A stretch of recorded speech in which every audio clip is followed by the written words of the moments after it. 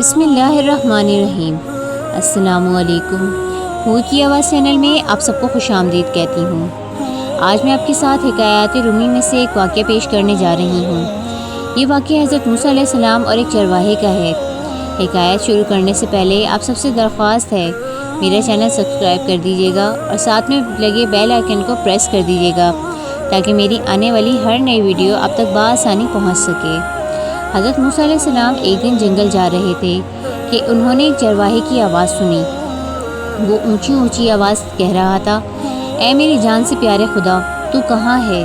میرے پاس آ، میں تیرے سر میں کنگھی کروں، جوئیں نوچوں، تیرا لباس میلا ہو گیا ہے تو دھوؤں، تیرے موزے پھٹ گئے ہوں تو وہ بھی سیوں، تجھے تازہ تازہ دودھ پلاؤں، تو بیمار ہو جائے تو تیری تیمارداری کروں۔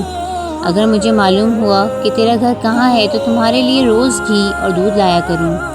میری سب بکریاں تم پر قربان، اب تو آ جا۔ حضرت موسیٰ علیہ السلام اس کے قریب گئے اور کہنے لگے، ارے احمق، تو یہ کس سے باتیں کر رہا ہے؟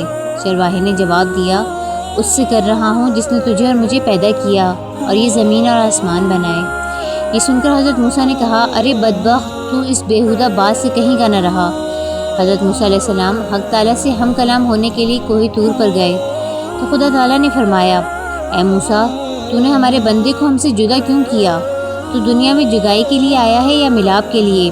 خبردار، اس کام میں احتیاط رکھ۔ ہم نے اپنی مخلوق میں ہر شخص کی فطرت الگ بنائی اور ہر فرد کو دوسرے سے جدا عقل بخشی ہے۔ جو بات ایک کے حق میں اچھی ہے وہ دوسرے کے لیے بری ہے۔ ایک کے حق میں تریاق کا اثر رکھتی ہے وہی دوسرے کے لیے زہر ہے۔ ایک کے حق میں نور اور دوسرے کے حق میں نار۔ ہماری ذات پاکی و ناپاکی سے مبرہ ہے۔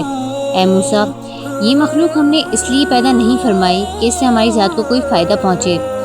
اسے پیدا کرنے کا مقصد یہ ہے کہ اس پر ہم اپنے کمالات کی بارش کریں۔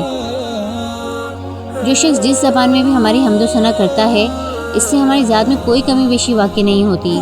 مدح کرنے والا خود ہی پاک صاف ہوتا ہے۔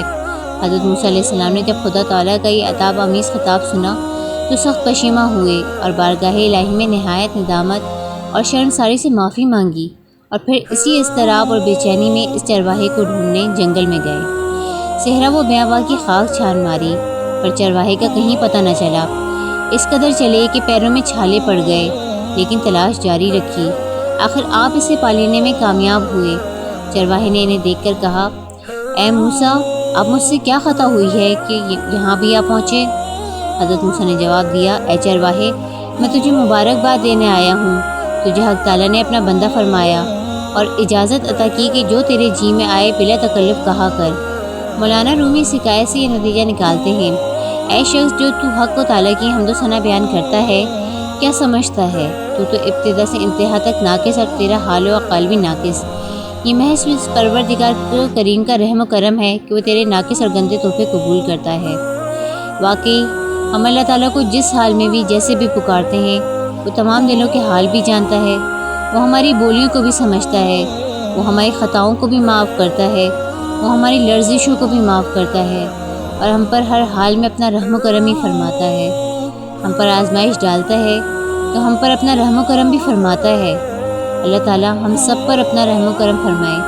ہمارے کیے ہر طریقے کی جائز ناجائز، ڈھکے چھپے، ظاہر پوشیدہ تمام گناہوں کو اپنے رحم و کرم سے معاف فرما دے اور ہم پر اپنا رحم و کرم فرمائے۔